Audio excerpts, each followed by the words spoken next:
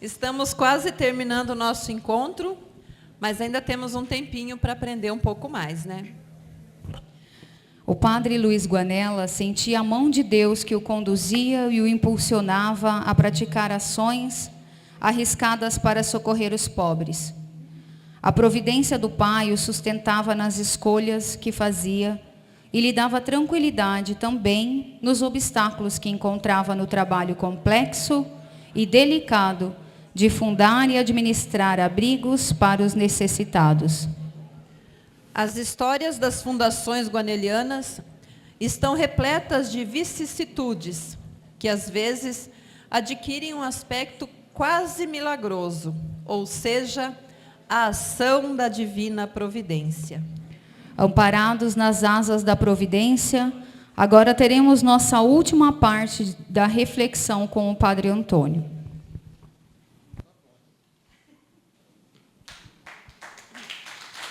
Não tenha pressa, padre.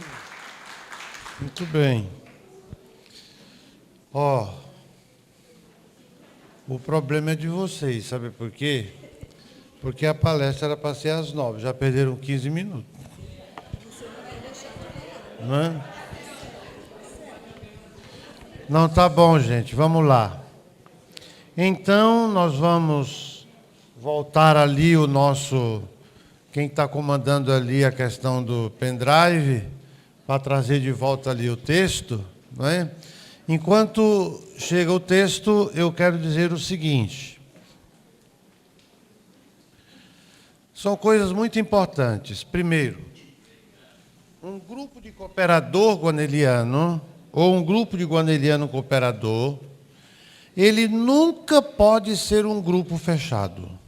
Nunca. Um grupo fechado não é guaneliano. Todos os grupos de guanelianos cooperadores, ele tem que ter uma característica muito clara. Aí nós vamos ver aquela questão do fundamento. Um dos fundamentos de um grupo guaneliano cooperador é a capacidade que ele deve ter de acolher. Acolher novos membros, acolher com o mesmo amor guaneliano com que São Luís Guanella acolhia qualquer pessoa. Independente do nível social, independente da condição da pessoa. Então, essa é uma característica fundamental de um grupo guaneliano. Acolhimento. Aliás, muitas doenças que hoje existem de coisa psíquica é justamente a falta de acolhida que muitas pessoas encontram certas barreiras de serem aceitas, né? Questão da aceitação, né? A questão de estar aberto para acolher, a questão de ouvir. Então, qualquer grupo guaneliano cooperador, ele tem que ter essa característica. Então, uma pessoa, quando chega num grupo, a porta tem que estar aberta. E ela tem que se sentir acolhida e amada. Isso é fundamento de todo grupo de guaneliano cooperador, é fundamento de todo grupo cristão. Eu nem diria só de guaneliano cooperador, de todo grupo cristão, pastoral. Eu sempre digo nas questões também das paróquias. Pastoral nunca pode ser grupo fechado. Todo grupo de pastoral, todo e qualquer pastoral tem que ser aberto, acolhimento. A igreja que não acolhe não tem característica de igreja de Jesus Cristo. Não é? Então isso é tranquilo. Então vamos levar deste encontro, né, da família guaneliana esta importante características dos nossos grupos. Acolhimento. Muitas vezes nós formamos grupos, outras pessoas chegam e elas são afastadas quase que automaticamente porque não se sentem acolhidas, não é? E isso é pecado. Não só é feio para um grupo de guanelianos cooperadores, como ainda por cima é pecado, não é? Precisa de confissão e a penitência tem que ser rigorosa.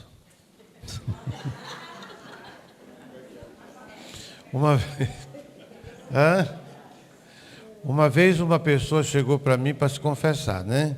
Eu vou contar o pecado, mas não o pecador. O pecador nunca se conta. Então a pessoa chegou para mim e contou lá os seus pecados. Cada um que a gente ouvia que fez. Então o que acontece? Depois da confissão, então a gente faz aquele aconselhamento, aquela acolhida, fala da misericórdia de Deus, mas também fala da capacidade que nós possuímos de mudar. Ontem a gente falou muito disso, a capacidade que nós temos de mudar o que precisa ser mudado para o melhor, né? Mudar para pior é andar para trás, né? Andar para trás eu não enxergo, qualquer hora eu desço o abismo e acabou. Andar para frente, né? Então a capacidade de mudança. E depois assim, agora você vai como penitência, você vai ali no banco da igreja e você vai conversar com Deus e reza de penitência um Pai Nosso, uma Ave Maria bem rezadinho. A pessoa olhou para mim, só? Como quem diz assim, eu pequei tanto e só tenho isso de penitência, né? Eu disse, como penitência, sim. Agora, depois, ao longo da sua vida, seria bom que você rezasse o texto todo dia. Está me entendendo? A penitência hoje é só isso. Mas depois você vai rezar o texto todo dia, participar da Santa Missa pelo menos toda semana, né? E aí você está pronto para caminhar para frente e vai uma hora chegar no céu, não se preocupe, né? Então, a mudança é muito importante. Então, gente, vamos gravar bem isso nos nossos corações, né? Nós devemos ter como característica o acolhimento. Tá bom? Então, por favor, os nossos grupos sejam grupos de acolhimento a todas as pessoas.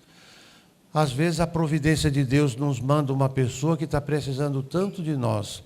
E nós, no nosso pequeno mundinho,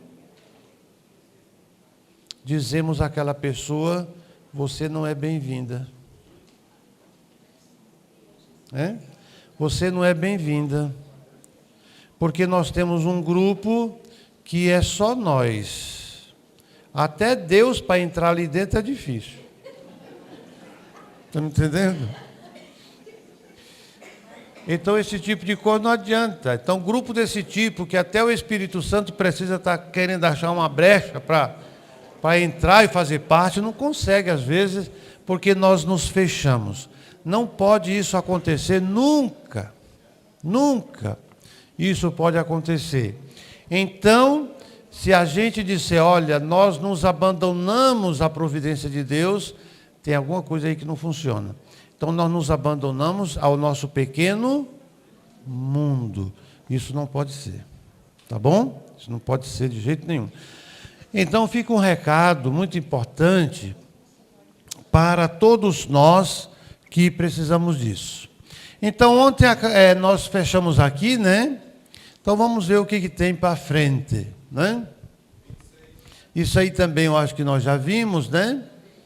Isso aí também já vimos, né? Há o convite, né? Sai da tua terra, vai, servir. Aí também nós vimos que às vezes o caminho é assim, exige uma obediência, uma confiança, somos desafiados, é um desafio, evidentemente, a prática e a vivência da fé, um Deus todo-poderoso, né? Mas um Deus que redime a partir da cruz, né? Não precisamos ter medo da cruz. Às vezes nós gostaríamos de uma onipotência divina, de acordo com os meus esquemas mentais, né? Isso aqui não vamos esquecer também. E aquilo que eu estava falando agora, a questão da acolhida. Quando eu me fecho, eu estou querendo... Até Deus fica difícil entrar ali dentro daquele negócio lá, né? Então isso não pode acontecer. E depois, a fé em Deus Pai requer que acreditemos no Filho, sob a ação do Espírito Santo. Olhe, aqui nós temos a Trindade. A Trindade. Tem gente, por exemplo, vamos pegar aqui uma coisa importante na igreja, o batismo. Aí alguém diz assim, padre, o batismo naquela igreja é válido? Então, o que nos fala o direito canônico? Existe uma fórmula do batismo. Jesus Cristo disse assim, ide pelo mundo e batizai. Como? Essa é a fórmula do batismo. Ah, eu te batizo em nome do Senhor Jesus. Esse batismo não. Tá? A fórmula do batismo, isso é muito importante. Eu te batizo em nome do Pai, e do Filho, e do Espírito Santo. A nossa fé é uma fé trinitária, né?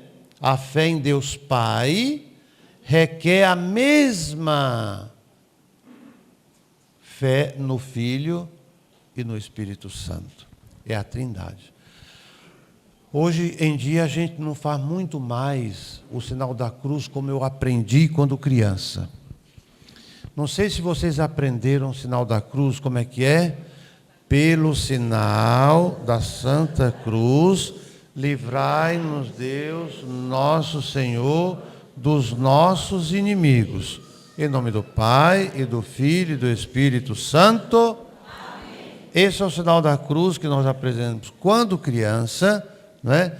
E qual é os nossos inimigos? São pessoas? Não. O pecado, o mal. Né? Os nossos inimigos não são pessoas, não devem ser pessoas os nossos inimigos. Nós nunca devemos ter inimigos, por mais chato que seja o indivíduo. Né? Não devemos ter inimigos. Né? A gente pode até não ser amigos, mas nunca inimigos. Né? Podemos ser colegas, podemos gostar uns dos outros, amai-vos uns aos outros, né? Então assim por diante. Mas inimigos, isso nós não devemos, evidentemente, colecionar de jeito nenhum. Né? A fé em Deus, então, requer que acreditemos no Filho, sob a ação do Espírito Santo que assiste à igreja, reconhecendo sempre na cruz que salva, a revelação definitiva do amor de Deus. Definitiva do amor de Deus. Na Eucaristia é bem dita, bem alta voz.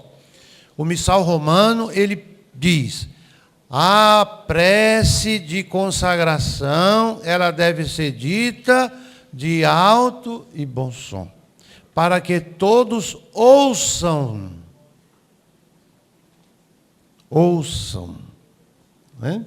O sacerdote e concelebrante presbíteros dizem também juntos, sem abafar a voz do presidente da celebração. Né? Os concelebrantes não podem falar numa altura tal que a voz do presidente fique sumida. Não. A voz sobressai, os outros concelebrantes estendem, né, a mão para dizer, nós estamos também concelebrando, participando deste momento. O povo não estende mão em hora de consagração. O povo não é o presbítero. Quem consagra ali é o presbítero. Nem o diácono. Vocês perceberam hoje que no momento da consagração o diácono ficou de joelho. Essa é a posição do diácono no momento da consagração. Ele não está, naquele momento, concelebrando. Ele está de joelho, participando, evidentemente, daquele momento da consagração. Somente estende a mão e fala o presbítero, o sacerdote, né? O sacerdote é o ministro ordinário da Eucaristia, né? Não existe o ministro extraordinário da Eucaristia. É uma forma equivocada de dizer. Existe o ministro extraordinário da Sagrada Comunhão, não da Eucaristia. Nós falamos o ministro da Eucaristia. Bom, a gente aprendeu a falar e dizer, quem fala isso, embora não esteja correto, não precisa se preocupar que não vai para o inferno por causa disso. Tá? Está me entendendo? Eu garanto que se for só esse o problema, não vai para o inferno de jeito nenhum. Né? Vai ficar no céu do mesmo jeito. Mas a forma correta é o ministro extraordinário da Sagrada Comunhão. A Sagrada Eucaristia não possui ministro extraordinário, somente ordinários. Né? E quanto mais ordinário vier, melhor. Nesse caso, né? Nesse sentido, por favor, né? Muito bem. Então, nós vamos aqui para frente. Então, abandonar-se na providência não permite jamais procurar refúgio em ídolos. Nunca procurar refúgio em ídolos. Ídolos não é canto de refúgio. Abandonar-se à providência é aí o porto seguro. Né? Não precisamos de outro porto. É aí o porto seguro, o ponto de chegada. Né? A providência divina. Então, para que ídolos? Por que existem tantos ídolos hoje? Existem tantas coisas. Gente, eu fico imaginando aqueles shows que aquela juventude se matam, se perdem com aqueles ídolos. E tem umas músicas que eu vou contar uma história para vocês, né? Tem umas músicas que eu acho que até o diabo não gosta de ouvir. Né? Assim, é uma coisa impressionante. Tem uns sons por aí que, está me entendendo? Acho que até o demônio diz assim, mas vai ser ruim assim nos quintos dos infernos. Está me entendendo? Mas nem lá ele quer. Pois então, porque tem cada música e cada som, cada hit, sei lá como é que é terrível. Então, abandonar essa providência não permite, jamais, nunca, eu estar me refugiando em ídolos. E os ídolos aqui são vários. Né? Os ídolos aqui são vários. É a questão de ídolos. Uma vez eu vi numa igreja umas folhas. De vez em quando eu passo no santuário para ver o que deposito lá na mesa. Porque como o santuário é aberto, todo mundo entra, e de repente lá na mesa, que está do lado do santuário, né, eles vão jogando coisa lá. Aparece cada coisa lá, que é uma coisa de doido. Né? Então tem lá a corrente. Uma corrente, está aqui. Agora você pega isso aqui, você multiplica em 25 folhas, você não pode quebrar a corrente de jeito nenhum. Né? Essa corrente de oração você não pode quebrar. Agora estão vindo correntes virtuais, né? No Zap. Você não pode. Agora você deve enviar para 10 pessoas, né? Porque senão você quebra a corrente. Né? E se você quebrar a corrente, o santo se zangue e não vai fazer a coisa de jeito nenhum. Está me entendendo? Então, a questão é assim. Então, você pega 25 folhas, deposita em 25 igrejas. Se você quebrar a corrente, fulano de tal quebrou a corrente, o marido morreu. Aí eu disse assim, gente, mas que santinho vingativo. Está me entendendo? Como é que pode a mulher quebrar a corrente e quem paga é o marido? Mas não ela era que tinha que morrer? Né? Então, para dizer as coisas, não pode. Isso também é ídolos, esse tipo de coisa. Deus, gente, não precisa destas coisas. Né? Se você está diante da Eucaristia, em nome do Pai, do Filho e do Espírito Santo, abandonando-se em Deus, não precisa disso não. Se você tem contato com a palavra de Deus e busca no seu dia a dia praticar essa palavra, mesmo no meio da dificuldade, das quedas, das fragilidades, mas você, Senhor, eu quero continuar aqui firme, você não precisa dessas coisas. Quem precisa dessas coisas são pessoas que estão muito afastadas, né? E acha que fazendo aquelas folhas, jogando na igreja, sabe lá Deus, nem se fez o sinal da cruz quando entrou na igreja, acha que o santo, em função do gasto das folhas e da tinta, vamos atender essa pessoa. Né? Não existe isso. Isso é ídolo. Né? Isso, Deus não quer esse tipo de coisa. Jesus Cristo nunca pregou esse tipo de coisa. Né? Então, todas as vezes que a gente tiver alguma dificuldade, olhemos para ali e dizer, olha, Senhor, está aqui. Eu não preciso estar multiplicando folha. Eu não preciso estar incomodando, 10 pessoas, que depois tem que achar mais 10, que depois tem que achar mais 10. Não vamos perder tempo com isso. Gente, nem passem para frente isso, deletem. Nem passem para frente esse tipo de coisa. Né? Isso aí não alimenta a nossa fé nessas coisas. Nós temos que abandonar-nos na providência, seguir em frente. Será que São Luís Gonella fazia isso? Ensinava isso? Né? Não tinha o WhatsApp, né? Também não tinha papel fácil, também não tinha tinta, né? Não tinha impressora, não tinha data show, não tinha... Né? E nem tempo para esse tipo de coisa. Então vamos em frente sem esse tipo de coisas, né?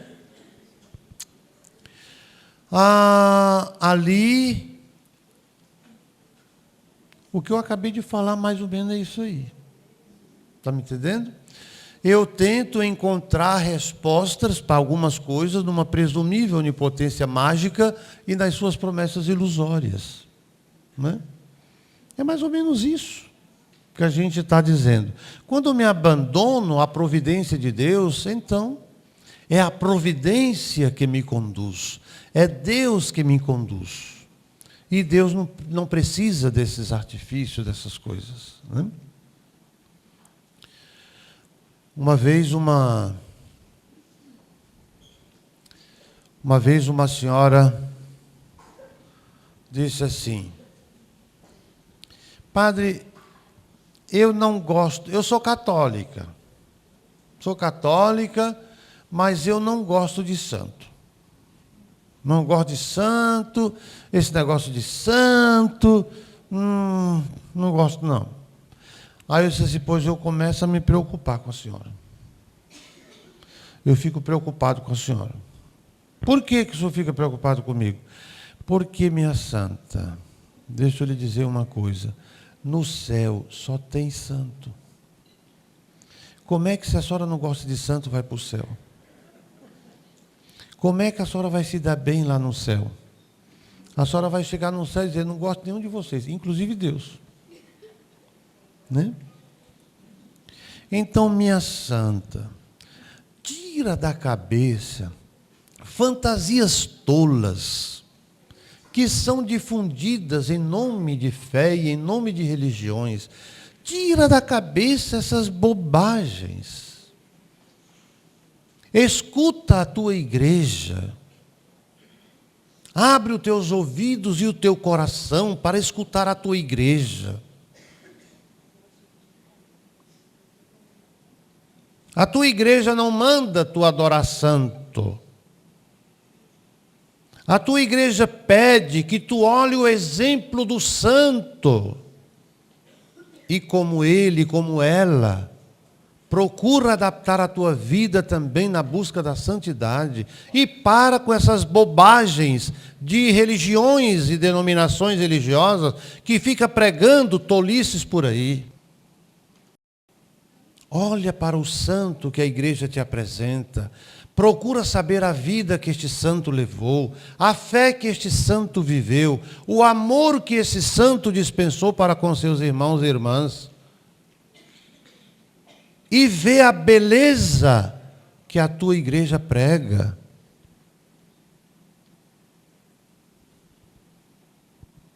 Ela ficou assim olhando para mim. Depois eu dei uma bênção. Ela foi embora. Tomara que esteja agora amiga dos santos. Né? Então, a onipotência providente se caracteriza por uma liberdade amorosa e paterna. Né? Deus criando criaturas livres, podemos afirmar isso. Deus criando criaturas livres e dando liberdade, renunciou a uma parte do seu poder, deixando o poder em nossa liberdade. Né? Ele deixou um pouco de poder da nossa liberdade. O que eu estou fazendo com ela? Né? Porque Deus não quer ninguém robô. Deus não quer que nós sejamos robô. Por que eu amo a Deus? Porque eu livremente amo. Por que eu sigo a Deus? Porque livremente eu sigo, porque sei que estou no lugar certo. Você é obrigado a fazer... Não sou obrigado a fazer nada em relação a Deus. Eu faço livremente e com muita alegria e prazer. Eu falo daquilo que creio. Procuro viver o máximo possível o que digo. Sou perfeito? Não. Só quando chegar no céu. Vou ser perfeito na terra? Não. Nenhum santo morreu se achando perfeito. Todo santo morreu achando que podia ser melhor um pouco. Aliás, se alguém se considera perfeito, eu sempre digo isso, né? Se você chega para mim e diz assim, pronto, padre, eu atingi o ápice da minha fé, eu creio perfeitamente, não peco de maneira nenhuma, agora o que o senhor acha que eu devo fazer? Morra. Morra, porque se você não morrer, você vai regredir. Entendendo? Agora, se você morrer, já está perfeito, acabou, já vai para o céu. Mas se não morrer, amanhã você pode encontrar alguém que tira você do sério e você já botou tudo por terra. Né? Então, o que você tem que fazer? Não. A cada dia eu percebo que preciso melhorar. Até os 100 anos. Enquanto a demência não toma conta da minha vida. Né? Mas sempre eu preciso melhorar. Né? Então isso é importante. E a nossa liberdade deve ser colocada assim. Assim ele ama e respeita a resposta livre de amor à sua chamada. Né? Isso que o Senhor quer de todos nós. E que maravilha quando temos aqui um grande grupo que responde sim a este chamado de Deus. Deus espera sem se cansar a nossa conversão. Deus é paciente, né? E Ele aproveita tudo. Às vezes nós condenamos, até de certa maneira fácil, as coisas. Vamos pegar aqui o exemplo dos ladrões. Jesus é pregado entre dois meliantes. Um dos meliantes diz assim, tu não é o Cristo? Se tu é o Cristo, salva-te a ti mesmo e a nós também. Essa fala é a fala de quem? Do mundo, que está crucificando Jesus. E o silêncio de Jesus a esta tentação é o mesmo silêncio ao mundo, que continua dizendo, tu és o Cristo, desce da cruz. O outro ladrão, que não seguiu o mundo e não acreditou no mundo, disse, Senhor, lembra-te de mim quando entrares no teu reino. Aí Jesus respondeu: ainda hoje estarás comigo no paraíso. No último instante. Pai, tua mão entrega o meu espírito. O ladrão também foi tudo para o céu. O outro ficou no mundo. Né? Olha que beleza. 2 ladrões crucificados. Um optou por Deus, o outro optou pelo mundo. Nós estamos aqui porque optamos. Pronto. Então, Deus espera constantemente, nós podemos a cada dia ser melhor nesse sentido. Né? Então, quem enxerga, dá uma lida aí.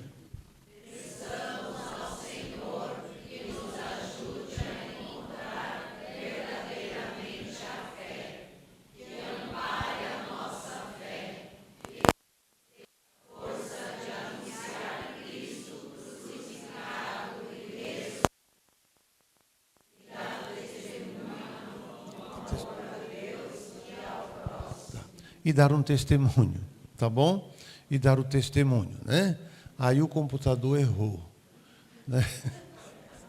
O computador, eu tenho uns computadores que não obedecem aquilo que a gente escreve. Pois então, ali é assim, e dar um testemunho, né, do amor de Deus ao próximo, né? Quem é meu próximo? Então Jesus conta uma história. Jesus gostava de provocar um pouco, né? Jesus conta uma história para aqueles que perguntou quem é o próximo, um israelita. E quem era o próximo do israelita? Um samaritano, né? Que se odiavam, né? Por bobagem, né? Então Jesus diz: quem é meu próximo? Então meu próximo é aquele que precisa de você. Não importa se é israelita, não importa se é brasileiro, se é argentino, se é paraguaio, se é colombiano, se é americano, se é russo, se é ucraniano, não importa. É aquele que precisa de você. Esse é teu próximo. Não importa de onde ele vem, se é de direita, se é de esquerda, se é de centro, se é de extremo, se é não sei o quê. Aquele que precisa de você. O samaritano chegou ali e perguntou: escuta, você é israelita? Aí o cara disse assim: sou, então morra. Não. O samaritano chegou, pegou, cuidou dele. E ainda disse: olha, eu não tenho condição de ficar, cuida dele aqui direitinho, quando eu voltar eu te pago tudo. Mas cuida dele, né? É como se eu estivesse cuidando dele. E foi. E era um samaritano, e aquele era um israelita. Então, é isso que a fé nos pede. Estamos nesse caminho? Estamos nesse caminho, né? Caímos aqui, caímos acolá, não vamos, né? Não vamos desanimar, e muito menos vamos nos esconder naquela história. Ah, são teorias e teorias e teorias. Escuta, se eu for me esconder atrás desse tipo de coisa, né? De que são teorias, eu vou sempre estar justificando o passo de eu não dar um passo para frente. Porque são teorias. Não, são realidades, são verdades, são possibilidades. Né? Então eu só dou o passo para frente se eu saio deste comodismo e vou adiante. Né? Então isso é importante. E o que perturba esse abandonar-se à providência? O que perturba? O que é isso?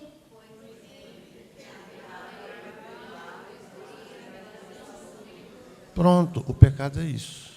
Né? O que é pecado? Muitas pessoas chegam assim: padre, faz tempo que eu não me confesso, eu já nem sei mais o que é pecado. Aí, às vezes dá vontade de a gente dizer assim: nossa, você peca tanto que já nem sabe mais o que está fazendo. Né? Pois é. Então, gente, o que é o pecado? O pecado é perturbar ou até destruir a minha relação com Deus. Se eu faço o mal, eu estou fazendo isso.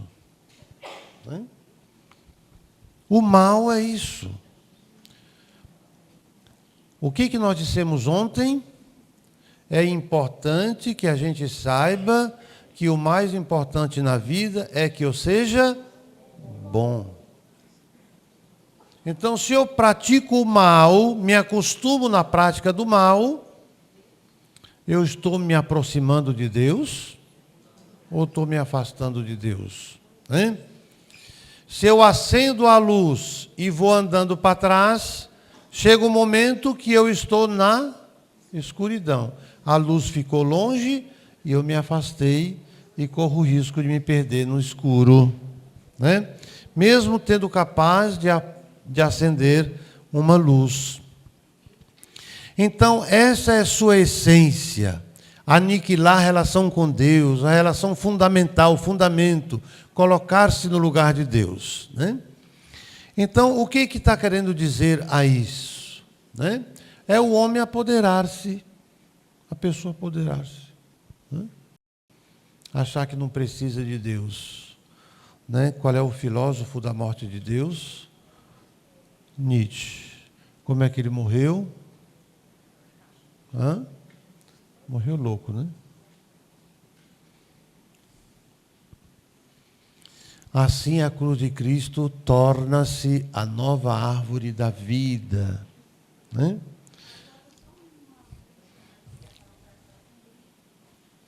A cruz de Cristo torna-se a nova árvore da vida. Como é que o padre canta na procissão da cruz na Sexta-feira Santa? Como é que é?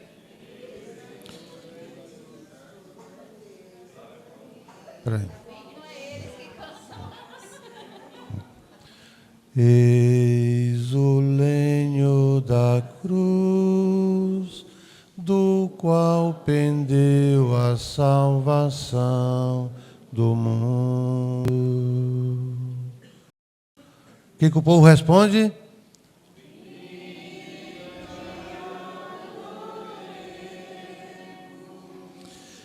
Na Sexta-feira Santa é a adoração da cruz. Padre, como é que nós vamos fazer na Sexta-feira Santa a veneração da cruz? Não. Na Sexta-feira Santa é a adoração da cruz. Eu vou me ajoelhar diante da cruz. Porque na Sexta-feira Santa eu estou celebrando aquele sacrifício. Hein? Qual é o centro da celebração da Sexta-feira Santa? Aquele sacrifício. É ali que eu estou celebrando.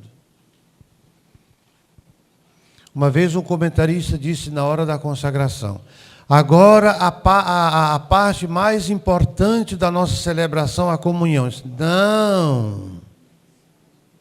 não. Nós estamos celebrando ali. É tão tal que na Sexta-feira Santa não tem missa. É o único dia do ano que a igreja não celebra a missa. Que hora é a missa na sexta-feira? Nenhuma hora, porque não tem missa Sexta-feira Santa. Às 15 horas, que hoje nós chamamos o momento da misericórdia, nós celebramos a paixão e morte do Senhor. Então, o centro desta celebração é a cruz de Jesus Cristo, Cristo crucificado. Por isso que é colocado lá uma cruz e as pessoas vêm adorar a cruz. Ah, mas vocês estão adorando a cruz. Exatamente, na Sexta-feira Santa nós estamos adorando a cruz. E qual é o problema?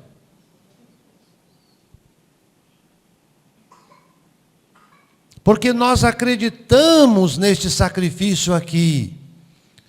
Depois, no domingo, vamos fazer uma grande festa, porque o Cristo venceu a morte e ressuscitou. Pronto. Mas naquele dia eu estou adorando a cruz. Queiram ou não queiram os nossos queridos irmãos evangélicos. Não tem, né? É a adoração da Santa Cruz. Ah, tem muita gente, vamos colocar 3 cruzes para ir mais rápido. Não, é só uma. Estão me entendendo? Não tem essa história de colocar 3 cruzes para ir mais rápido. Isso é absurdo. A não ser que pega as 2 ladrão, né? Aí fica lá 3 cruzes. Também a do ladrão a gente coloca. Não, é uma só.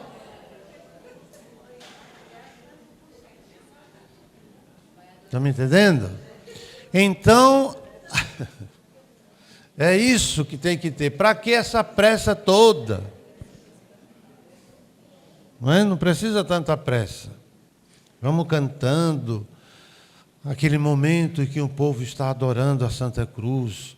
Aí beija a Santa Cruz. Na época da pandemia ficou complicado, né? Porque Jesus ali era perigoso, tudo bem, mas adoração, vamos fazer adoração.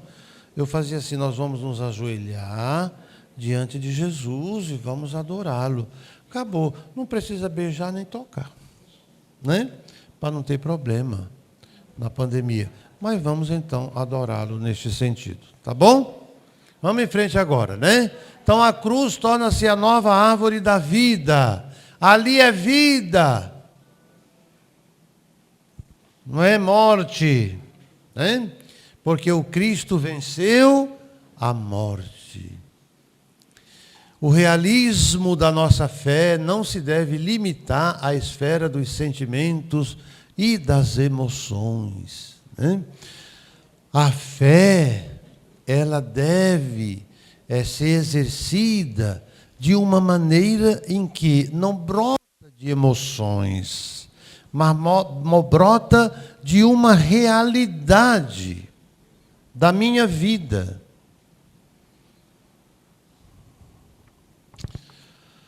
Um dia um jovem chegou para mim e disse assim: Padre Antônio, eu acho que eu estou perdendo a fé. Pois como você ainda não perdeu, está fácil de achar. Está me entendendo? Então vamos tentar achar essa fé que você está perdendo. Entendendo? Não perca a sua fé. Agora senta aí e vamos ver o que está acontecendo na sua vida para você achar que a fé não existe mais na sua vida. Né? Muito gentil. E aí ele falou da faculdade, das besteiras que eu via de professores na faculdade. Né? Aí ele disse que ouviu de um professor o seguinte: vocês sabem que existe hoje em dia uma igreja chamada Igreja Católica Apostólica Demoníaca Romana. Ele ouviu de um professor na universidade.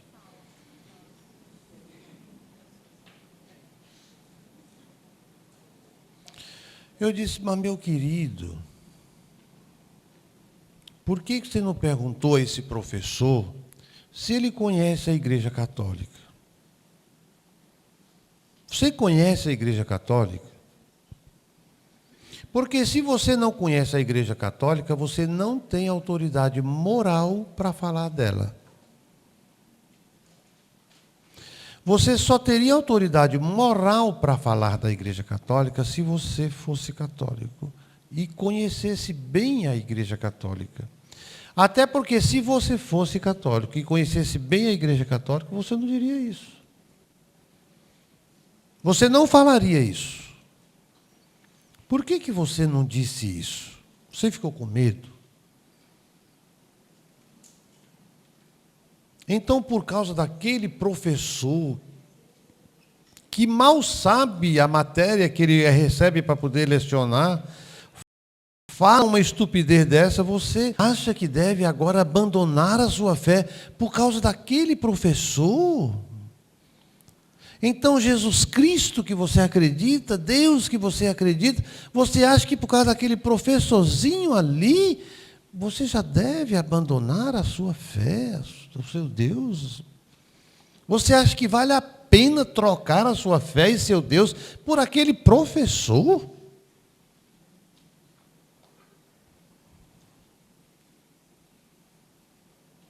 É, padre, realmente. Por isso que eu vim conversar. Eu vim conversar porque eu preciso que alguém me oriente. Pois a partir de agora você vai vir sempre se orientar comigo. Tá? Mas professor nenhum merece isso. Infelizmente, gente, nos nossos colégios, tem alguns professores que são complicados no que se refere em relação à fé, principalmente em universidades. Lá em Brasília, eu rezava missa na UNB. Né? Uma vez por semana, ia na UNB rezar missa para aquela juventude. E tinha muitos jovens que participavam da Santa Missa. Eu passava, às vezes de clésima, às vezes assim, mas eu passava sempre com a túnica na mão, no meio daquela juventude, no momento que saía do almoço, né, para ir para o almoço, e o turno da tarde, que vinha logo em seguida. Então, a gente estava no meio daquela juventude, eu passava de túnica e conversava com um, e outro dizia: oi, padre, tudo bom? Eu disse: tudo bom, meu santo. Dizia assim, no nome da UNB. Tinha uns que me olhavam assim, e eu olhava: oi, tudo bom? Uns até sorriam, outros respondiam, outros não diziam nada. Vamos para frente, vamos para frente. Rezava a missa lá na UNB, aquela juventude cantava, rezava, aí a gente falava. Não podia ser muito longa a missa, né? Porque eles tinham que almoçar e ir para outras aulas. Porque a UNB é tudo de manhã, tudo de tarde, tudo de noite, é meio doida as coisas, né? Então eles precisavam de um tempo de missa. Para mim era uma alegria rezar missa na UNB, na Universidade de Brasília. Hein? E aí vai. Então agora está sendo criada e fortalecida a pastoral da educação na Arquidiocese de Porto Alegre. Em algumas oportunidades eu tenho até participado a convite de algumas reuniões e alguns acontecimentos da pastoral da educação na Arquidiocese. E está crescendo a adesão de escolas católicas, né? Há um chamado de Dom Jaime, né? Há um chamado de Dom Jaime para que essa pastoral ganhe força, porque é preciso que nós levemos a nossa mensagem para dentro dos nossos colégios. E é preciso que a gente forme os nossos professores, principalmente escolas católicas, né? Nós temos escolas católicas hoje que basicamente deixou de ser confessional, né? E são conduzidas muitas vezes por padres, por irmãs, que aí fica esquecido. Isso não pode, de jeito nenhum. No contrato do nosso colégio lá chegou uma mãe esses dias, está aqui a Ângela, que não me deixa mentir sozinho, né? Não. Chegou uma mãe que disse assim: eu quero que a minha filha seja tirada das aulas de religião, não é? Eu quero que a minha filha seja retirada das aulas de religião. Eu disse: não, mãe. Não. Está escrito aqui no contrato que a senhora leu e que a senhora assinou que nós somos uma escola confessional católica. Está no contrato. E que religião faz parte da grade curricular do nosso colégio. Então, sua filha não pode ficar fora das aulas de religião. Hã? E que a gente pegasse só a filha dela e desse, por exemplo, matemática naquela hora. Estão me entendendo? Chamar a Luane aqui, que é doutora em matemática aqui. Não é? Queria isso. Então vamos dar só português para ela naquele horário. Está me entendendo? Eu disse: não, ela vai ficar lá. Depois cria um monstro e a senhora pergunta: onde é que eu errei? Não é? Quando nós nos fechamos à graça de Deus, nós abrimos as portas para os monstrinhos tomar conta da nossa vida. Entendeu? Então, cuidado. Ó, gente, deixa eu acelerar aqui um pouco. Ok? Entrar no concreto da nossa existência, referir-se à nossa... Como é que está dizendo ali? Não nos permite viver como cristãos adormecidos. O cristão adormecido é triste. O cristão deve ser feliz. A alegria de Jesus. Pois é, a fonte da sua felicidade é o ser alegre de Jesus Cristo, né? Eu vim para que a vossa alegria seja completa. Não é a alegria do mundo, é uma alegria que não tem fim. Essa é a alegria de Jesus, essa é a felicidade de Jesus, não é? Diz o Papa Francisco, olha que bonito o Papa ali sorrindo. Diz o Papa Francisco, o cristão que se fecha em si próprio, que esconde tudo que o Senhor lhe deu, é um cristão que não é cristão. É aquilo que eu dizia no começo dos nossos grupos. Nossos grupos têm que ser grupos abertos e acolhedores. Estão entendendo? Isso é muito importante. E então, ainda sobre abandonar-se e ser cristão, Deus quer iluminar o meu interior, caso contrário, serei superficial, né? Assim não acontecerá o abandonar-se, sempre haverá algo que eu coloco antes de Deus. Por que Deus disse assim?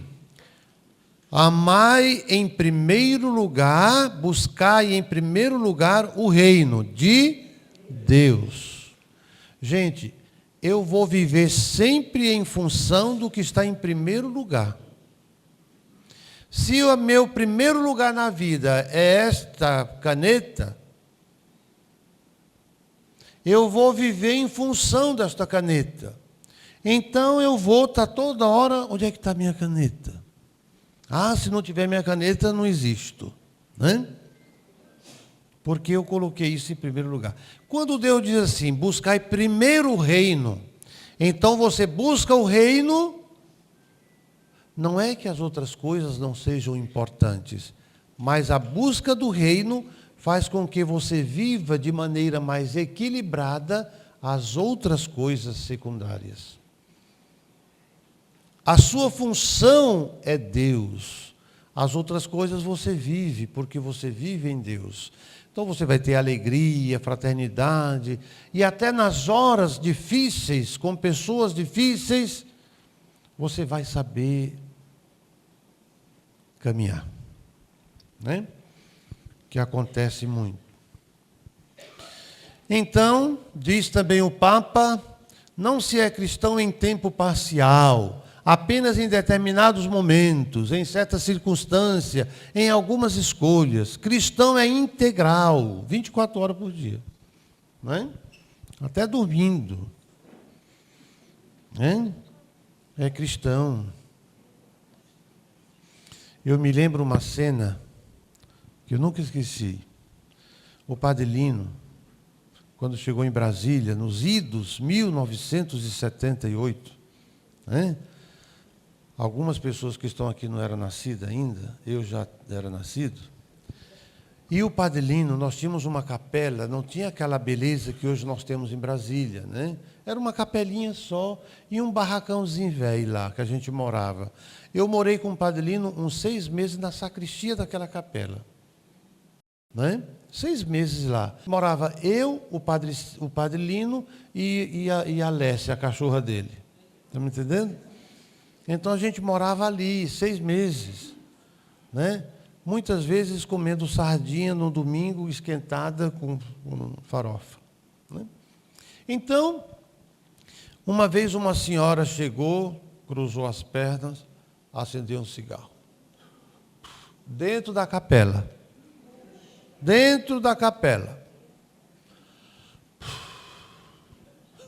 E o Padre Lino era fumante, né? Aí o Padre Lino chegou, senhora, aqui dentro não é permitido fumar. E a senhora perguntou, quem é o senhor para me dizer isso? Eu sou o padre. mas o senhor nem está de batina? Aí ele disse assim, eu até pelado sou padre.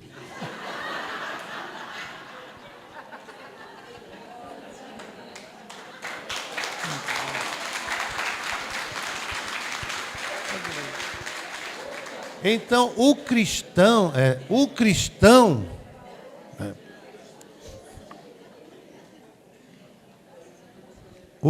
não é parcial, o cristão ele é pleno, é total. Né? Eu não sou cristão por alguns minutos durante o dia. Né? E isso vai exigir um pouco de renúncias da nossa parte? Vai, mas né? A vida, a força da graça de Deus nos permite isso. Né? Nós temos aí o Papa, né, com a sua cruz e tudo mais. E então, gente, no credo também tem. Creio na igreja, una, santa, católica. O Espírito Santo se manifesta aqui e os frutos desta manifestação são, vamos lá? Unidade. A língua do Espírito Santo é a da comunhão. A torre de Babel é fruto dos gestos de soberba e de orgulho do ser humano. Cristãos evangélicos, cristãos ortodoxos, cristãos católicos, mas por que motivo divididos? Anunciar a novidade do Evangelho de Jesus a todos, com franqueza, em voz alta, em todos os tempos e lugares. Oração, sem a oração, o nosso agir torna-se vazio e o nosso anunciar não tem alma e não é animado pelo Espírito. Então, gente, vamos fixar bem aqui. Unidade. Existe a semana de unidade pelos cristãos. A unidade pode até acontecer que eu sou católico, o outro não seja católico. Mas não somos inimigos. Não somos inimigos. Nós devemos caminhar juntos. Né? Nós devemos caminhar juntos. Nós precisamos ter muito cuidado com muita gente que tenta difundir a igreja criticando a igreja. Então, eu sou um ponto de divisão e não de unidade.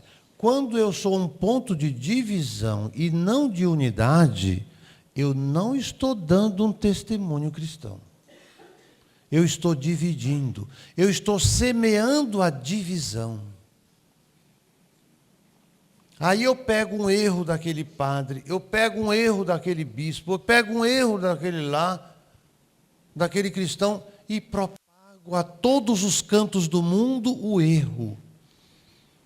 Além de falta de misericórdia, que é uma característica do cristão, eu estou semeando a cinzânia, eu estou semeando o joio, eu não estou dando criatividade ao trigo. Isso não é cristão, muito menos católico. Quem faz um troço desse? E está cheio desses falsos profetas por aí.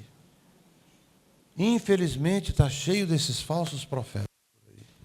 A língua do Espírito Santo, do Pai, do Filho e do Espírito Santo, é uma língua de unidade, de comunhão. Se eu semeio só os erros, critico só os erros, eu estou incrementando e trazendo à tona a Torre de Babel. Semeando a soberba, o mal, propagando o mal, afastando cristãos católicos, que ao invés de crescer na sua fé, cresce nas suas críticas maldosas. Que ajuda eu estou fazendo? Então comecem a deletar essas coisas. Muito bem, aqui, como é que diz aí? O abandonar-se supõe pertença a uma igreja,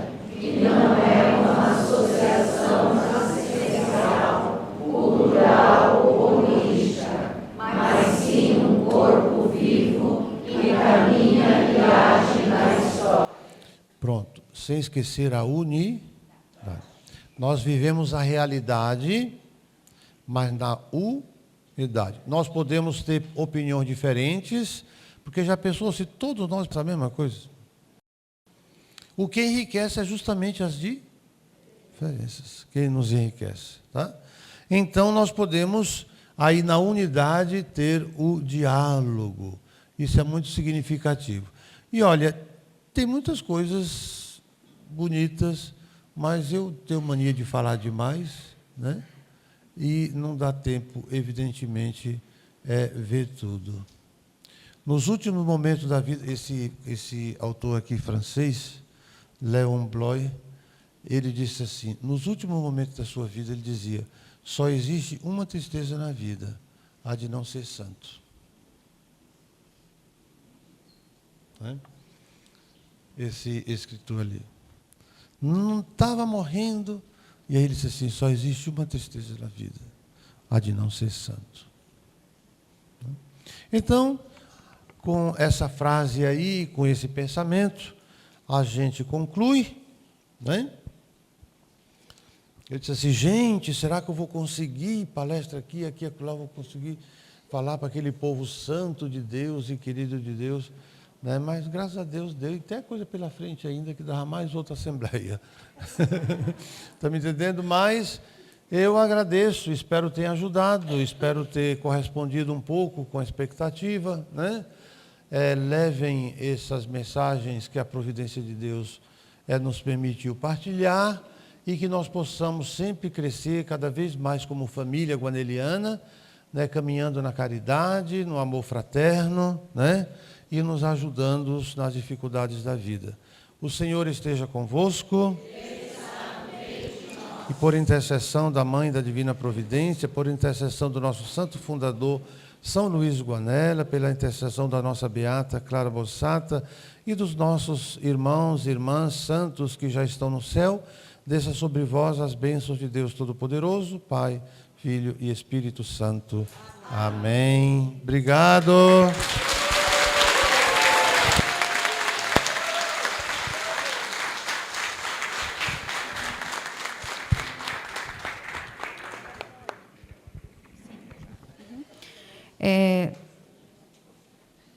Nós queremos ler uma mensagem de agradecimento. Kátia, vem fazer.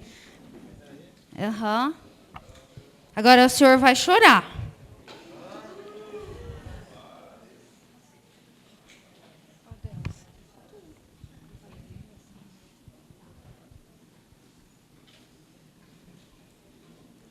Viu o que eles falaram? Agora ela chama. Viu? Primeiro me expulsa, né? Vocês falaram isso? Eu não ouvi.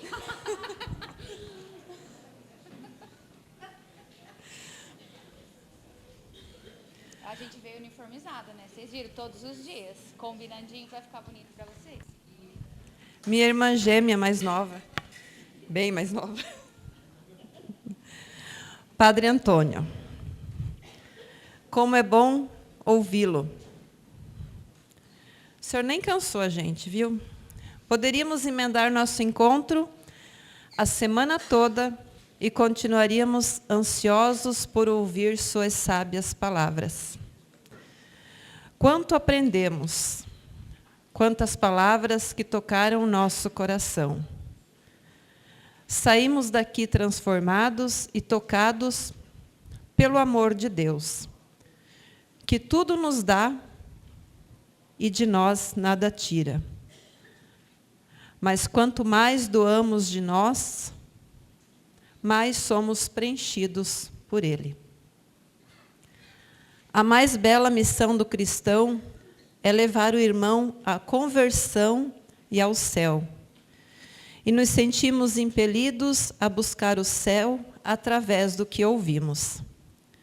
Queremos agradecer pelo seu empenho, pela sua dedicação e por se deixar conduzir pelo Espírito Santo e nos transmitir tanta sabedoria. O senhor falou que teria assunto para o próximo congresso. Fica a dica, gente. Fica a dica. Nós queremos, então, entregar uma lembrança. É o microfone que não quer a gente que junto, né? Queremos entregar, então, uma lembrança. Padre Antônio, receba com carinho. Mas, além dessa lembrança, leve no seu coração todo o nosso agradecimento. E amor.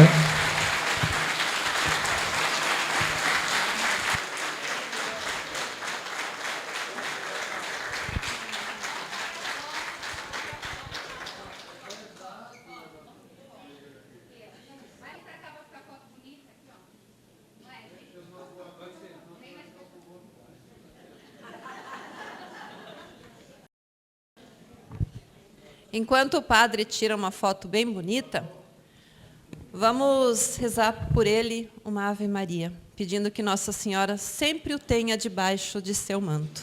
Ave Maria, cheia de graça, o Senhor é convosco. Bendita sois vós entre as mulheres, bendito é o fruto do vosso ventre, Jesus. Santa Maria, Mãe de Deus, rogai por nós, pecadores, agora e na hora de nossa morte. Amém. São Luís Guanella, Mãe da Divina Providência,